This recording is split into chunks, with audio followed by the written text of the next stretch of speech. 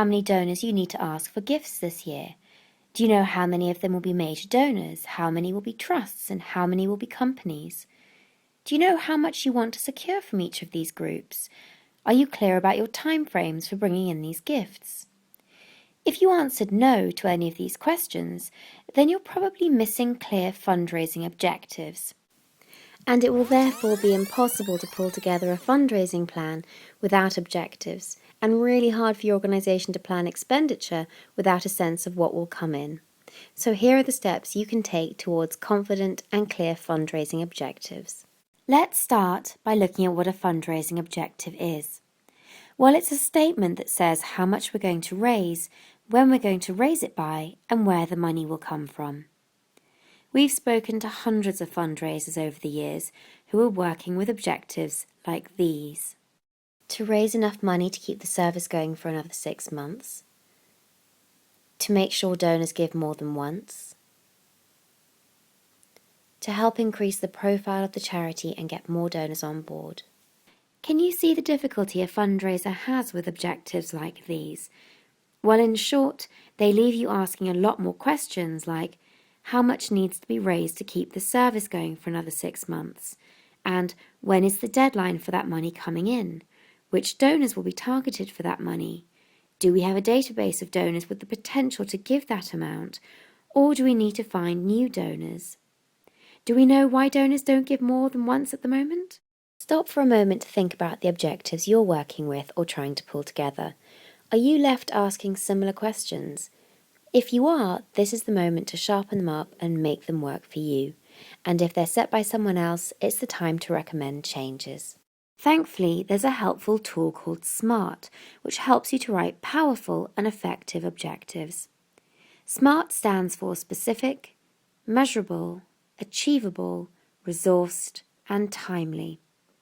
It's a helpful checklist for making sure every objective we prepare is helpful and that you're not left asking questions. If your objective is specific, it will leave you in no doubt about what needs to be achieved. You will have a precise figure for how much is expected to be raised, and a clear picture of where that money will come from. If your objective is measurable, you will be clearly able to tell if you've reached target or not. Which of these two statements allow you to measure your success? Firstly, donors think the charity's work is important. Secondly, existing monthly donors increase total giving as a group from £1,000 to £2,000 within the next financial year.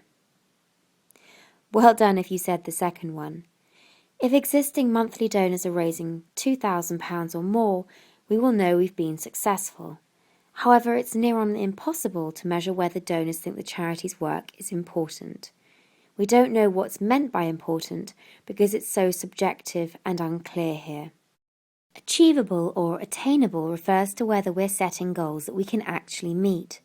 This step reminds us why it's so important to go through the early planning stages of looking at our strengths and weaknesses, and at the internal and external factors that affect our fundraising. Take a look at our video for more information. With early research having been completed, you'll know whether it's possible to raise £10,000 from new corporate donors.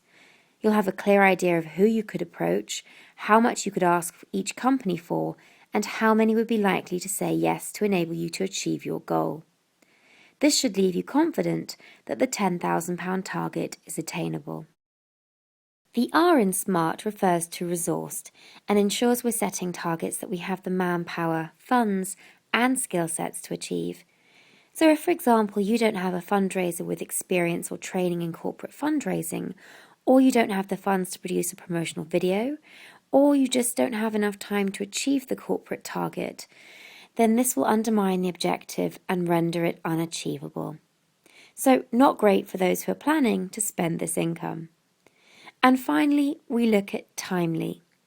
This is basically to ensure you produce a time frame in your objective.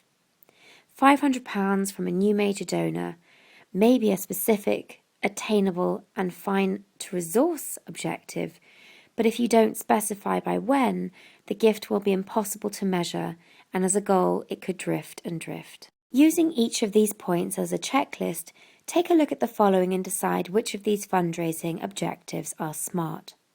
Bring in the capital to establish the new service by June 2014. Raise £13,000 from trust funding by April 2013. Increase the number of monthly donors that donate to the charity for longer than 1 year from 30% to 80%. If you're in any doubt, work with a colleague to double check your goals. And good luck!